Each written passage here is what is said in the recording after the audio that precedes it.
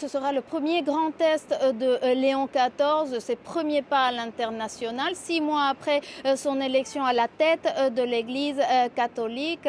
Tous les regards seront tournés vers lui pour mesurer sa façon d'être, son style, ses priorités, sa capacité à naviguer dans des contextes très délicats, dans une région secouée par les conflits, sa capacité à faire entendre sa voix, ses appels à la paix, ses messages en faveur du dialogue interreligieux, l'unité des chrétiens, l'œcuménisme, tout comme le dialogue avec l'islam, la coexistence pacifique entre communautés et la protection des chrétiens d'Orient. Voilà les principaux thèmes de ce voyage qui va durer 6 jours, un voyage dans le sillage de ses prédécesseurs. Le dernier pape à avoir visité le Liban était Benoît XVI en 2012, tandis que le pape François s'est rendu en Turquie en 2014.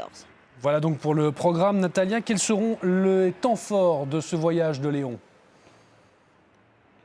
Alors ce sera un voyage dense, très significatif avec plusieurs moments forts, notamment lors du premier volet en Turquie, un pays carrefour entre Orient et Occident, où Léon XIV se rend pour commémorer, vous l'avez dit, les 1700 ans du Concile de Nicée, un événement fondateur qui a établi une doctrine partagée par les différentes confessions chrétiennes. L'unité des chrétiens sera donc au cœur de cette séquence. Léon XIV participera à une prière œcuménique aux côtés du patriarche de Constantinople, Bartholomée. Autre moment fort aura lieu samedi. Pour la première fois de son pontificat, Léon XIV entrera dans une mosquée, la mosquée d'Istanbul, l'occasion d'affirmer sa vision du dialogue avec l'islam. Le deuxième volet, la deuxième étape de ce voyage aura lieu au Liban, un pays considéré comme un modèle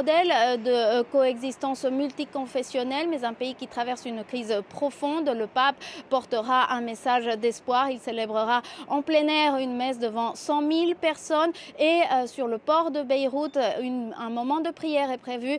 C'est là qu'en 2020, une explosion dévastatrice avait causé la mort de 220 personnes. Ce sera sans doute l'un des moments forts de ce premier voyage du pontificat de Léon XIV.